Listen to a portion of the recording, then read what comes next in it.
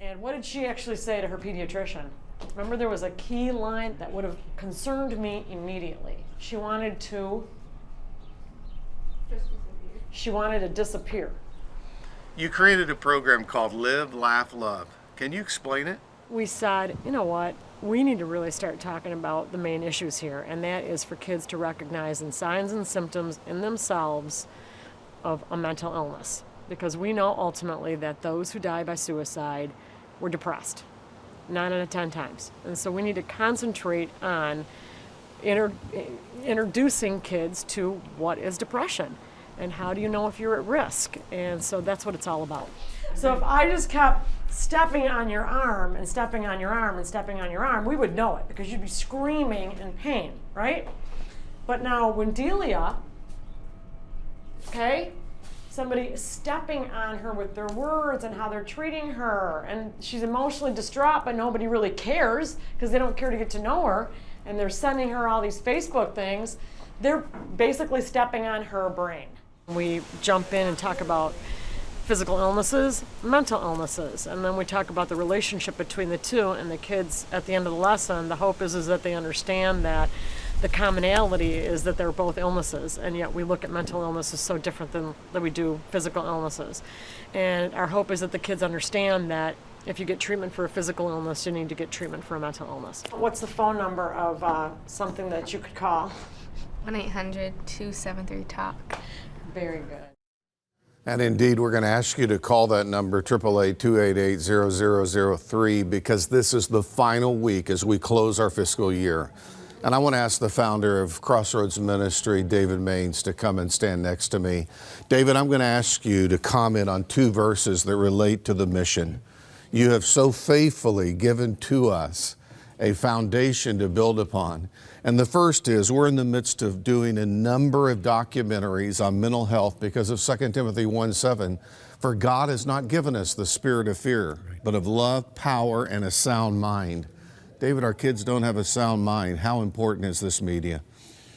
Last night, I went from newscast, and I was just so grieved in my spirit. I went to another newscast, grieved in my spirit, went to another one, and in each one I saw a precious young girl, Miley Cyrus, that had such a good beginning. Yeah. Justin Bieber had a good beginning, but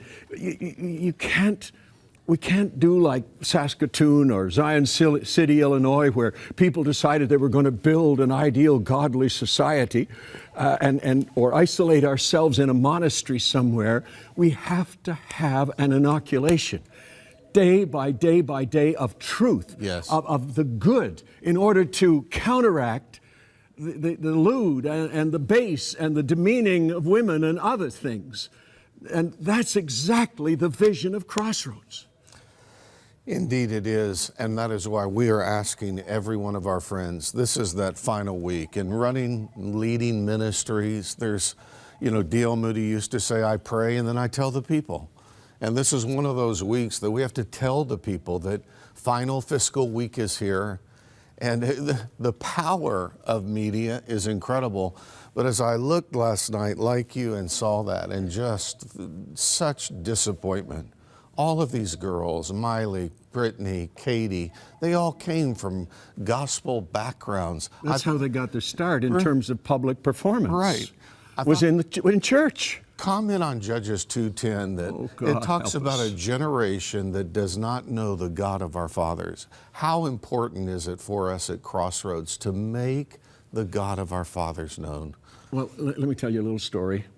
I had a sergeant of police in the city of Hamilton, Ontario, Canada's Steel City, who told me back in the early 70s that the average age of the lawbreaker with whom he was involved was 12. Wow. I was so crushed, I went up to my room and I said, Norma Jean, just bring me water once in a while. We got to do something. And ministries at that time didn't do anything unless their evangelist was front and center. And out of that week, Norma Jean and I decided to go down to the bank. We had her dad actually left us something, and we had enough for a down payment, and then inflation kind of raised the value of the house. Went to the bank, took a second mortgage. I put a $10,000 check on the table, the board table, and the moment the treasurer reached out to take the check, I knew we had children's television ministry, and that has become many children's TV series, carried not only here, but in over 50 countries of the world.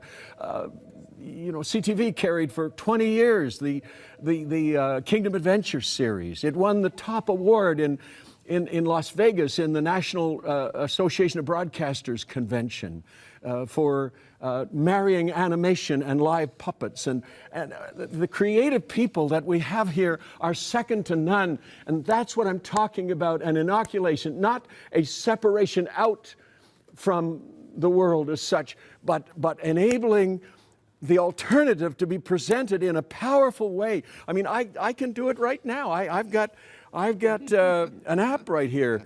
I'm getting savvy here. Here it is right there. Do you see that? It says 360. I don't know whether you can see that or not. Okay, there it goes. I'm not sure what I have up because that's. I was watching Moira, one of your interviews last night. But the kids. I've been walking down Bloor Street, Toronto, several days recently to a clinic. And I see all over the place, people are using these. Children are using them.